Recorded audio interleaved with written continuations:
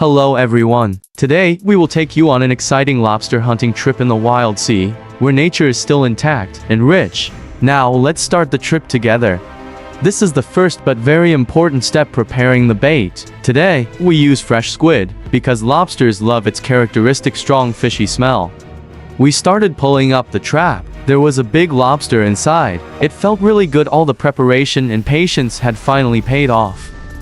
Look at this lobster, it's really cool. Bright red shell, thorns, big powerful claws just like a real wild lobster.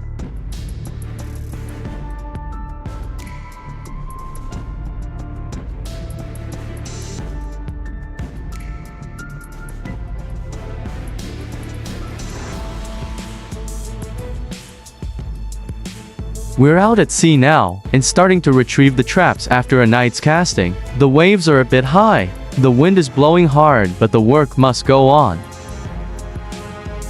The trap was pulled aboard, and lo and behold, it was full of lobsters. This was the result of hours of trapping in the waves. We will inspect each one individually. Each lobster is measured for body length, usually from the middle of the eye to the end of the head shell, to ensure it is the minimum size allowed for harvest. Those that are too small will be released back into the sea immediately to protect the source of the breed, while those that meet the standards will be classified and put into containers with cold seawater to keep the shrimp alive as long as possible and as fresh as possible.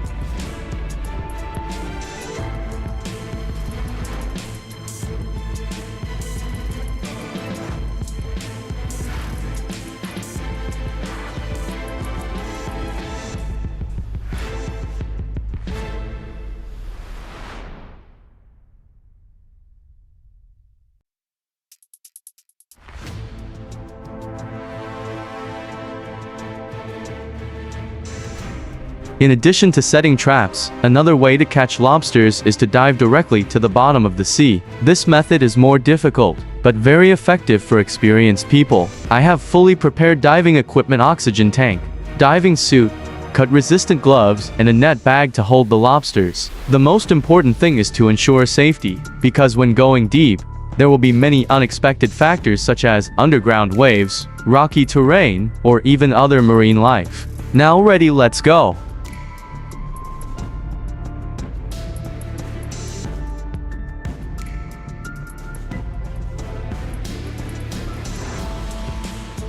Look, a pair of antennae just appeared, a sign that a lobster was hiding in the cave. I gently used the hook to nudge it closer to the cave entrance, avoiding scaring it and causing it to retreat further. And there it was, a decisive shot. The lobster was in my hand. The feeling of catching a lobster underwater with your bare hands, after all the effort, was really great.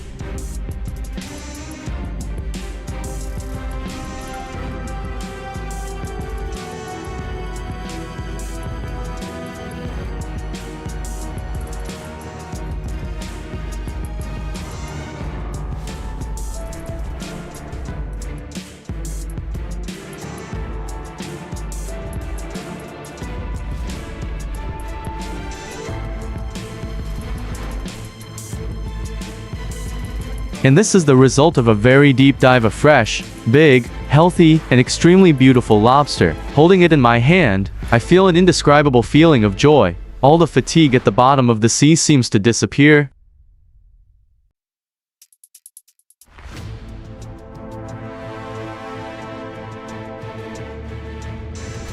After choosing a suitable location near the reef, we started to drop the traps into the sea. Each cage had fresh bait inside and was securely connected with a buoy marking above the water surface. And here it is through an underwater angle. After a few seconds of probing, it has gone all the way inside.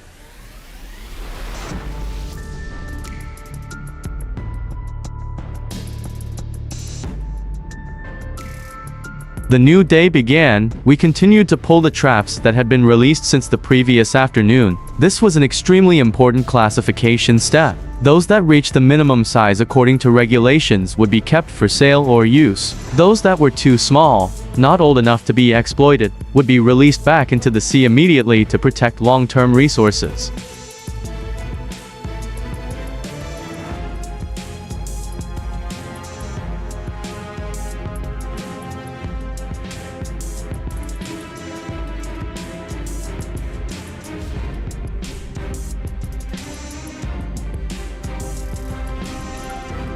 The sea is a bit rough today. The waves are hitting the ship's side hard. Each heavy cage is lowered into the deep sea, along with buoys marking the coordinates. From the bottom of the deep sea, the trap lay silently in the darkness, and there a lobster was slowly approaching. It crawled up the edge of the trap, using its antennae and legs to probe carefully. After a few seconds of hesitation, it decided to crawl inside. It was dark, but the work on the boat did not stop. One by one, the traps were pulled up from the deep Black Sea. Under the lights, every operation required absolute precision and caution. The lobsters were taken out of the traps, and each was carefully measured with a specialized ruler. This was an indispensable step because each lobster had to reach the correct minimum size to be allowed to be kept. Those that are not old enough to be exploited, we will release back into the sea immediately. That is what working at sea is all about, making a living, while respecting and preserving nature so that tomorrow we will have something to catch again. Slowly but surely, each cage, each fish is handled neatly, ending a long day of work in the middle of the ocean.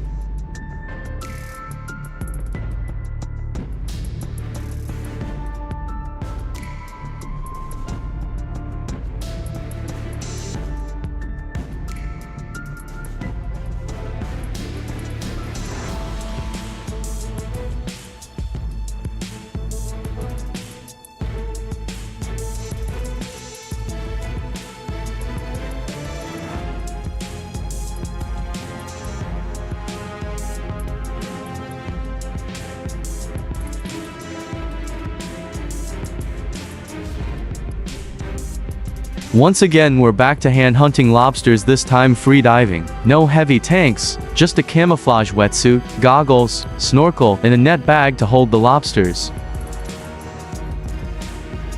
Under the deep blue water, I dived deep along the steep cliffs where lobsters often hide the best. The space was dark, cold, and eerily quiet, but for divers, this was an ideal hunting ground. And here it is, an extremely healthy lobster in hand. The joy is evident on the face, because each catch is a victory over oneself, overcoming the cold, pressure, and time at the bottom of the sea.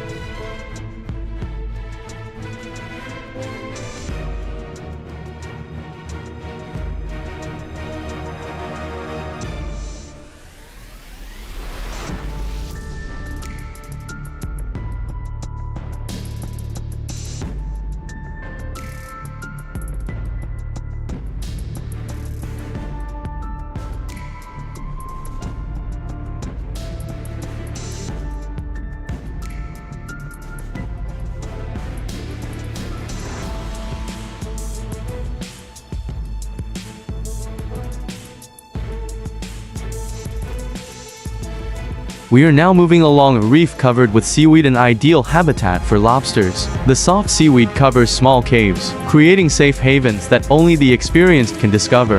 The underwater flashlight was turned on to illuminate the narrow spaces where natural light could not reach. Each dive was done slowly and gently, avoiding clouding the vision and scaring the lobster away. This was where patience was required. The lobster was not always seen right away, but if it gave us a moment of inattention, we would strike.